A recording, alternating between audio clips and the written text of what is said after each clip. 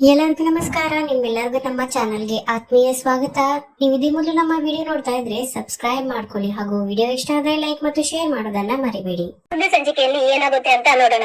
ಸಂಚಿಕೆ ಶುರುವಿನಲ್ಲಿ ಇತ್ತ ನಿತಿನ್ ತುಂಬಾ ತಮಟೆ ಸೌಂಡ್ ಎಲ್ಲ ಮಾಡ್ಕೊಂಡು ಬರ್ತಾ ಇರ್ತಾನೆ. ಇದನ್ನ ನೋಡ್ಬಿಟ್ಟು ಲಕ್ಷ್ಮಿಗಂತೂ ತುಂಬಾನೇ ಶಾಕ್ ಆಗ್ಬಿಟ್ಟು ನೀನ್ ಯಾಕೋ ಇಲ್ಲಿಗೆ ಬಂದಿದ್ಯಾ ಅಂತ ಇತ್ತ ಲಕ್ಷ್ಮಿ ಕೇಳ್ತಾ ಇರ್ಬೇಕಾದ್ರೆ ನಾನ್ ಯಾರು ಅಂತ ನೀನ್ ಕೇಳ್ತಿದ್ಯಾ ಅಂತಂದ್ರೆ ಹಾಗಾದ್ರೆ ನಾನ್ ಯಾರು ಅಂತ ನಿನ್ಗೆ ಇವಾಗ ನೆನ್ಪಿದೀನಿ ಅಂತ ಆಯ್ತು.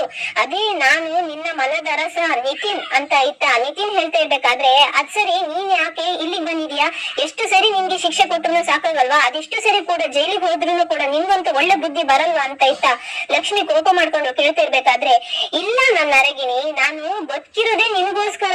ನೋಡು, ನೀ ನನ್ಗೆ ಎಷ್ಟೇ ಅವಮಾನ ಮಾಡಿದ್ರು ಕೂಡ ಅದ್ಯಾವುದನ್ನು ಕೂಡ ನನ್ ಮೈಗೆ ಒಂದ್ ಸ್ವಲ್ಪನೂ ತಾಗಲ್ಲ. ನೋಡು ಸಾಕು ಅರಗಿಣಿ, ಸಾಕು. ನಾನು ಮತ್ತೆ ನೀನು ಇಷ್ಟು ದಿನ ದೂರ ಆಗಿ ಇದ್ದು ಬಿಟ್ಟು ನೋವು ಅನುಭವಿಸಿರೋದೇ ಸಾಕು. ಹಾಗಾಗಿ ಇವತ್ತು ಎಲ್ಲದಕ್ಕೂ ಕೂಡ ಒಂದು ಅಂತ್ಯ ಹಾಡೋಣ ಅಂತ ನಾನು ಇಲ್ಲಿಗೆ ಬಂದಿದ್ದೀನಿ ಚಿನ್ನ ಅಂತ ಇತ್ತ ನಿತಿನ್ ಹೇಳ್ತಾ ಇರ್ಬೇಕಾದ್ರೆ ಇತ್ತ ಈ ಮಾತನ್ನ ಕೇಳಿಸ್ಕೊಂಡು ಲಕ್ಷ್ಮಿಗಂತೂ ತುಂಬಾನೇ ಕೋಪ ಬಂದ್ಬಿಟ್ಟು ಆಂಟಿ ಇವನು ಹುಚ್ಚ, ಇವನ್ ಮಾತು ನಾವೇನ್ ಕೇಳೋದು ಆಂಟಿ, ಬನ್ನಿ ನಾವು ಒಳಗಡೆ ಹೋಗೋಣ ಅಂತ ಇತ್ತ ಲಕ್ಷ್ಮಿ ಹೇಳ್ತಿರ್ಬೇಕಾದ್ರೆ ಅವಾಗ ನಿತಿನ್ ಅಡ್ಡ ಬಂದ್ಬಿಟ್ಟು ಎಲ್ಲಿಗೆ ಹೋಗ್ತಿದ್ಯಾ, ಇವತ್ತು ಎರಡರಲ್ಲೊಂದು ಡಿಸೈಡ್ ಮಾಡ್ಕೊಂಡು ಹೋಗ್ಬೇಕಂತಾನೆ ನಾನ್ ಬಂದಿರೋದು.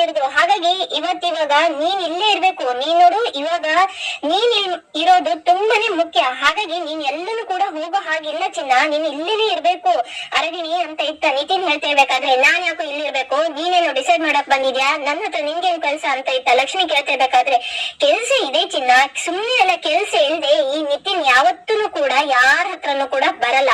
ನೋಡು ಸೆಟಪ್, ನಾನು ಈ ತರ ಸೆಟಪ್ ಮಾಡ್ಕೊಂಡ್ ಬಂದಿರೋದನ್ನ ನಿನ್ಗೇನು ಕಾಣಿಸ್ತಾ ಇಲ್ವಾ? ಈ ತರ ಸೆಟಪ್ ಅಲ್ಲಿ ನೋಡು, ನನ್ ಗೆಟಪ್ ನೋಡು ಹೇಗಿದೆ, ಚೆನ್ನಾಗ್ ಕಾಣಿಸ್ತಾ ಇದೀನಾ? ಈ ಗೆಟಪ್ ಯಾರು ಹಾಕೊಂತಾರೆ ಹೇಳು? ಮದ್ವೆ ಆಗೋ ಹುಡ್ಗ ಮಾತ್ರ ತಾನೇ ಹಾಕೊಂಡಿರೋದು. ನಾನ್ ಈ ತರ ಗೆಟಪ್ ಹಾಕೋ ಬಂದಿದ್ದೇನೆ ಅಂತಂದ್ರೆ ಏನಂತ ಹೇಳು, ನಾನು ಮದ್ವೆ ಆಗಕ್ ಬಂದಿದ್ದೀನಿ ಅಂತ ಇತ್ತ ನಿತಿನ್ ಹೇಳ್ತಾ ಇರ್ಬೇಕಾದ್ರೆ ಈ ಮಾತನ್ನ ಕೇಳಿಸ್ಕೊಂಡು ಲಕ್ಷ್ಮಿಗೆ ಒಂದ್ಸರ ಶಾಕ್ ಆಗ್ಬಿಟ್ಟು ಏನು ಮದ್ವೆ ಆಗಕ ಅಂತ ಇತ್ತ ಲಕ್ಷ್ಮಿ ಕೇಳ್ತಾ ಇರ್ಬೇಕಾದ್ರೆ ಹೌದು, ನೀನ್ ಕೇಳಿಸ್ಕೊಂಡಿರೋದು ಕರೆಕ್ಟ್ ಆಗಿದೆ, ನಾನು ನೀನು ಇವತ್ತು ಮದ್ವೆ ಆಗ್ತಾ ಇದೀವಿ ಅಂತ ಇತ್ತ ನಿತಿನ್ ಹೇಳ್ತಾ ಇರ್ಬೇಕಾದ್ರೆ ಏನು ನಿಂಗೇನಾದ್ರೂ ತಲೆಗಿಲೆ ಕೆಟ್ಟಿದ್ಯಾ ಅಂತ ಇತ್ತ ಲಕ್ಷ್ಮಿ ಕೇಳ್ತಿರ್ಬೇಕಾದ್ರೆ ತಲೆ ಏನು ನನ್ಗೇನು ಕೆಟ್ಟಿಲ್ಲ. ನೋಡು, ಇಷ್ಟು ದಿನ ಅವತ್ತು ನಾನು ನಿನ್ನ ಮದ್ವೆ ಆಗಕ್ ಬಂದಾವಾಗಲೆಲ್ಲ ನೀನು ಹೇಳ್ತಿದ್ಯಲ್ಲ ಏನು, ನಾನು ವೈಷ್ಣವ್ ಅವ್ರು ನನ್ ಗಂಡ, ನಾನು ಅವ್ರನ್ನ ಬಿಟ್ಟು ಬೇರೆ ಯಾರನ್ನು ಕೂಡ ಕಣ್ಣೆತ್ತಿ ನೋಡಲ್ಲ, ಹಾಗೆ ಹೀಗೆ ಅಂತ ಏನೇನೋ ಹೇಳ್ತಿದ್ಯಲ್ಲ. ನೋಡು, ಇವಾಗ ಎಲ್ಲ ಕಡೆನೂ ಕೂಡ ಜಾಹೀರ ಆಗ್ಬಿಟ್ಟಿದೆ, ನೀನು ವೈಷ್ಣವ್ ದೂರ ಆಗಿದ್ದೀರಾ ಅಂತ. ವೈಷ್ಣವ್ ಆಲ್ರೆಡಿ ಇವಾಗ ಇನ್ನೊಂದು ಮದ್ವೆ ಆಗಕ್ ಹೊರಟಿದ್ದಾನೆ, ಅದೇ ನಿಂದು ಮಾಜಿ ಹಳೆ ಗಂಡ. ಇವಾಗ ನೀನು ಒಂಟಿಯಾಗಿದ್ರೆ ಹೇಗಾಗುತ್ತೆ ಚಿನ್ನ? ನಾನ್ ನೋಡು, ನೀನು ನನಗ್ ಸಿಕ್ತೀಯ ಅಂತ ಎಷ್ಟೊಂದು ವರ್ಷದಿಂದ ಕಾಯ್ಕೊಂಡಿದೀನಿ, ಕೊನೆಗೂ ಕೂಡ ಕಾಲ ಕೂಡ್ ಬಂದಿದೆ. ಇವತ್ತೇನೆ ನಮ್ ಮದ್ವೆ, ಇನ್ನ ನಾವು ಲೇಟ್ ಮಾಡೋದು ಬೇಡ ಅಂತ ಇತ್ತ ನಿತಿನ್ ಹೇಳ್ತಿರ್ಬೇಕಾದ್ರೆ ಈ ಮಾತನ್ನೆಲ್ಲ ಕೇಳಿಸ್ಕೊಂಡು ಕಾರುಣ್ಯ ಮತ್ತೆ ಕೀರ್ತಿಗಂತೂ ತುಂಬಾನೇ ಭಯ ಆಗ್ತಾ ಇರುತ್ತೆ. ನೋಡು, ನೀನ್ ಇವಾಗ ಏನಾದ್ರೂ ಇಲ್ಲಿ ನಿಂತ್ಕೊಂಡು ಈ ತರ ಮತ್ತೆ ಹುಚ್ಚಾಟ ಏನಾದ್ರೂ ಮಾಡದಿದ್ರೆ ಮತ್ತೆ ನಾನು ಸುಮ್ಮನಿರಲ್ಲ, ಮತ್ತೆ ಪೊಲೀಸನ್ನ ಕರಿಬೇಕಾಗುತ್ತೆ ಅಂತ ಇತ್ತ ಲಕ್ಷ್ಮಿ ಹೇಳ್ತಿರ್ಬೇಕಾದ್ರೆ ನೋಡ್ ಚಿನ್ನ, ನೀನ್ ಇವತ್ತು ಯಾರು ಕರೆದ್ರು ಸರಿ, ಯಾರ್ ಬಂದ್ರು ಸರಿ, ನನ್ನ ಮತ್ತೆ ನಿನ್ನ ಮದ್ವೆನ ಇವತ್ ಯಾರಿಂದನೂ ಕೂಡ ತಪ್ಸಕ್ಕೆ ಸಾಧ್ಯ ಇಲ್ಲ. ನೋಡು, ಒಂದ್ ವೇಳೆ ನಿನ್ನ ಸಾಯಿಸಿ ಆದ್ರೂ, ನಿನ್ ಹೆಣಕ್ಕಾದ್ರೂ ನಾನು ಇವತ್ತು ತಾಳಿ ಕಟ್ತೀನಿ, ಅದನ್ ಮಾತ್ರ ಯಾರಿಂದನೂ ತಡೆಯಕ್ಕೆ ಸಾಧ್ಯನೇ ಇಲ್ಲ ಅಂತ ಇತ್ತ ನಿತಿನ ತುಂಬಾ ಹುಚ್ಚುಚ್ಚಾಗಿ ಮಾತಾಡ್ತಾ ಇರ್ಬೇಕಾದ್ರೆ ನಾನು ವೈಷ್ಣವ್ ಅವರನ್ನ ಬಿಟ್ಟಿದ್ದೀನಿ ಅಂತ ಯಾರೋ ಹೇಳಿರೋದು ನಿಂಗೆ? ನೋಡು, ಎಲ್ಲ ಸಂಸಾರದಲ್ಲಿ ಇರೋ ತರ ನಮ್ ಸಂಸಾರದಲ್ಲೂ ಕೂಡ ಒಂದು ಚಿಕ್ಕ ಪುಟ್ಟ ವಿಷಯ ಜಗಳ ಆಗೋಗಿದೆ ಅಷ್ಟೇ.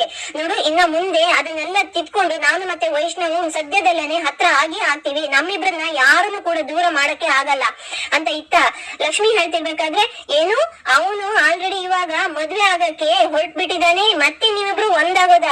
ಅದು ನಾನ್ ಇವಾಗ ಇರ್ಬೇಕಾದ್ರೆ ಮತ್ತೆ ನೀವಿಬ್ರು ಒಂದಾಗಕ್ಕೆ ಸಾಧ್ಯನೇ ಇಲ್ಲ ಚಿನ್ನ. ನೋಡು, ಇವತ್ತೇನೆ ನಮ್ ಮದ್ವೆ ಅಂತಂದ್ರೆ ಮತ್ತೆ ನೀನು ಅವನ ಜೊತೆಗೇನೆ ಹೋಗಿ ಬಾಳ್ವೆ ಮಾಡಕ್ ಆಗುತ್ತಾ? ಅದ್ ಮಾತ್ರ ಎಂದಿಗೂ ಸಾಧ್ಯ ಇಲ್ಲ ಅಂತ ಇತ್ತ ಲಕ್ಷ್ಮಿ ಹತ್ರ ಮಾತಾಡ್ತಾ ಇರ್ತಾನೆ. ಅವಾಗ ಇದನ್ನೆಲ್ಲ ಅಲ್ಲಿ ನಿಂತ್ಕೊಂಡು ಕಾವೇರಿ ಮತ್ತೆ ಪುನಃ ಸುಬ್ಬಿನ ಅಲ್ಲಿ ಏನಾಗುತ್ತೆ, ಅವ್ರು ಯಾರು ಬಂದಿರೋರು ಇನ್ನೊಬ್ರು ಅಂತ ನೋಡ್ಕೊಂಡ್ ಬಾ ಅಂತ ಕಳ್ಸಿರ್ತಾಳೆ. ಇದನ್ನೆಲ್ಲ ನೋಡ್ಕೊಂಡು ಸುಬ್ಬಿಗಂತೂ ತುಂಬಾನೇ ಖುಷಿ ಆಗ್ಬಿಟ್ಟು ವಾವ್, ನಾನ್ ಏನು ಅಂತ ಅನ್ಕೊಂಡು ಈ ಹುಡುಗರನ್ನೆಲ್ಲ ಕಳಿಸ್ಬಿಟ್ರೆ ಇಲ್ಲಿ ಇವನ್ ಯಾವನೋ ಬಂದ್ಬಿಟ್ಟು ನಾನ್ ಅನ್ಕೊಂಡಿರೋದಕ್ಕಿಂತ ಚೆನ್ನಾಗಿನೇ ಇವನ್ ಇವಾಗ ಇಲ್ಲಿ ಪ್ಲಾನ್ ಮಾಡ್ತಾ ಇದ್ದಾನಲ್ಲ. ಏನಾದ್ರೆ ಆಗ್ಲಿ, ನಾವ್ ಅನ್ಕೊಂಡಿರೋದೇ ಒಂದು, ಆದ್ರೆ ನಾವ್ ಅನ್ಕೊಂಡಿರೋದಕ್ಕಿಂತ ಇಲ್ಲಿ ಡಬಲ್ ಧಮಾಕನೆ ನಡೀತಾ ಇದೆ. ಇದನ್ನ ಇವಾಗ ಫಸ್ಟ್ ಹೋಗ್ಬಿಟ್ಟು ಮೇಡಮ್ಗೆ ಹೇಳ್ಬೇಕು ಅಂತ ಇತ್ತ ಸುಬ್ಬಿ ಅಲ್ಲಿಂದ ಓಡ್ಕೊಂಡ್ಬಿಟ್ಟು ಓಡ್ ಬಂದ್ಬಿಟ್ಟು ಮೇಡಮ್ ನಾನ್ ಏನು ಅಂತ ಅನ್ಕೊಂಡ್ಬಿಟ್ಟು ನಾವೇನೋ ಪ್ಲಾನ್ ಮಾಡಕ್ ಹೋದ್ರೆ ಅಲ್ಲಿ ನಾವ್ ಅನ್ಕೊಂಡಿರೋದಕ್ಕಿಂತ ಇನ್ನ ಚೆನ್ನಾಗಿ ಪ್ಲಾನ್ ಆಗ್ತಾ ಇದೆ ಮೇಡಮ್. ಅದ್ ಯಾವನು ಅಲ್ಲಿ ತಲೆ ಕೆಟ್ಟವನು ಬಂದ್ಬಿಟ್ಟು ನಾನ್ ಇವತ್ತೇ ನಿನ್ನ ಮದ್ವೆ ಆಗ್ತೀನಿ ಅಂತ ಕೂತ್ಕೊಂಡ್ಬಿಟ್ಟಿದ್ದಾನೆ ಅಂತ ಇತ್ತ ಸುದ್ದಿ ಹೇಳ್ತಿರ್ಬೇಕಾದ್ರೆ ಈ ಮಾತನ್ನ ಕೇಳಿಸ್ಕೊಂಡು ಕಾವೇರಿಗಂತೂ ತುಂಬಾನೇ ಖುಷಿ ಆಗ್ಬಿಟ್ಟು, ವಾವ್ ಹಾಗಾದ್ರೆ ಸೂಪರ್ ಕಣೆ ಚಿಂಗಾರಿ, ನಾವೇನೋ ಅನ್ಕೊಂಡು ಪ್ಲಾನ್ ಮಾಡದಿದ್ರೆ ಆ ದೇವ್ರು ನಮ್ಗೆ ಇನ್ನ ಚೆನ್ನಾಗಿರೋ ಒಂದ್ ಪ್ಲಾನ್ ಅನ್ನೇ ಕೊಟ್ಬಿಟ್ಟಿದಾನಲ್ಲ. ಏನಾದ್ರಾಗ್ಲಿ ಇವತ್ತು ಹಾಗಾದ್ರೆ ಆ ನನ್ ಪುಟ್ಟನ್ ಬಾಳಿನಿಂದ ಇವತ್ತು ಹಾಗಾದ್ರೆ ಲಕ್ಷ್ಮಿ ಪರ್ಮನೆಂಟ್ ಆಗಿ ಹೋಗ್ಬಿಡ್ತಾಳ ಅಂತ ಆಯ್ತು. ವಾವ್ ಸೂಪರ್ ಕಣೆ, ಇಲ್ಲೇ ನಿಂತ್ಕೊಂಡು ಏನೇನಾಗುತ್ತೆ ಅಂತ ಎಲ್ಲದನ್ನು ಕೂಡ ಹಾಗೆ ನೀನು ನೋಡ್ಕೊಂಡು ನನ್ಗೆ ಅದನ್ನೆಲ್ಲ ಕೂಡ ಅಪ್ಡೇಟ್ ಮಾಡ್ತಾ ಇರು ಅಂತ ಇತ್ತ ಕಾವೇರಿ ಸುಬ್ಬಿಗೆ ಹೇಳ್ತಾ ಇರ್ತಾಳೆ. ನೋಡು ಅರಗಿಣಿ ಹೇಗಿದೆ, ನಾನ್ ಮಾಡ್ಕೊ ಬಂದಿರೋ ಸೆಟಪ್ ಎಲ್ಲ ತುಂಬಾನೇ ಚೆನ್ನಾಗಿದೆಯಲ್ವಾ, ನಿಮ್ಗೆ ಇಷ್ಟ ಆಯ್ತಲ್ವಾ? ಬಾಬಾ ನೋಡು ಇವಾಗ ಸೆಟಪ್ ನವರೆಲ್ಲ ಆಲ್ರೆಡಿ ನಾನು ಕಮ್ಮಿ ಬಜೆಟ್ ಅಲ್ಲೇನೆ ಅವ್ರನ್ನೆಲ್ಲ ಪ್ಲಾನ್ ಮಾಡ್ಕೊ ಬಂದಿದ್ದೀನಿ.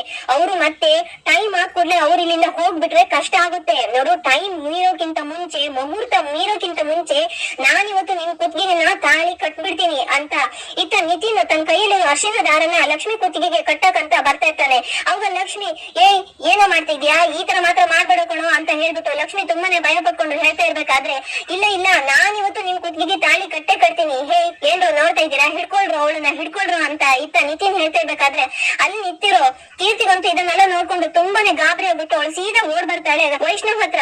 ಅವಾಗ ಅವಳು ನಡೆದಿರೋ ವಿಷಯನಲ್ಲೇ ಹೇಳ್ಕೊಂಡು ಹಾಗೆ ವೈಷ್ಣವ್ನ ಕರ್ಕೊಂಡು ಅದೇ ಅವ್ನ ಬೈಕಲ್ಲೇನೆ ಬಂದ್ಬಿಡ್ತಾಳೆ. ಇತ್ತ ಇವನು ಹಿಡ್ಕೊಳ್ರು ಅಂತ ಹೇಳ್ಬಿಟ್ಟು ನಿತಿನ್ ತನ್ನ ಹುಡುಗರ ಹತ್ರ ಎಲ್ಲ ಲಕ್ಷ್ಮಿನ ಕೈನ ಗಟ್ಟಿಯಾಗಿ ಹಿಡ್ಕೊಂಡು ಇನ್ನೇನು ತಾಳಿ ಕಟ್ಬೇಕು ಅನ್ನೋಷ್ಟರಲ್ಲಿ ಇತ್ತ ಕೀರ್ತಿ ವೈಷ್ಣವ್ನ ಕರ್ಕೊಂಡು ಅಲ್ಲಿ ಬೈಕಲ್ಲಿ ಬಂದ್ಬಿಡ್ತಾಳೆ.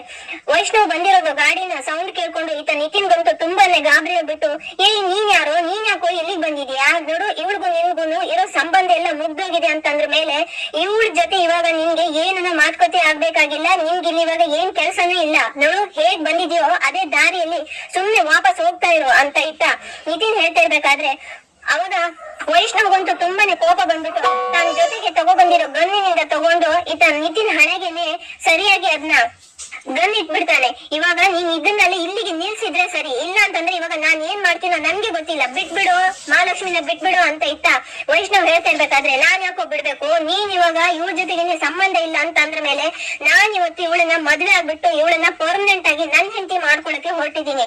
ಇವತ್ ಯಾರೇ ಬಂದ್ ತೊಡೆದ್ರು ಕೂಡ ನಾನ್ ಇದನ್ನ ಸುಮ್ನೆ ಬಿಡೋನೇ ಅಲ್ಲ ಅಂತ ಇತ್ತ ನಿತಿನ್ ಹೇಳ್ತಿರ್ಬೇಕಾದ್ರೆ, ಯಾಕೋ ನೀನು ಸುಮ್ನೆ ಬಿಡಲ್ಲ, ನಾನ್ ಇರ್ಬೇಕಾದ್ರೆ ನನ್ ಮಹಾಲಕ್ಷ್ಮಿನ ನೀನ್ ಮದ್ವೆ ಆಗ್ತೀಯಾ, ಎಷ್ಟು ಧೈರ್ಯ ನಿಮ್ಗೆ ಅಂತ ಹೇಳ್ಬಿಟ್ಟು ನಿತಿನ್ಗೆ ಚೆನ್ನಾಗಿ ವೈಷ್ಣವ್ ಹೊಡಿತಾನೆ.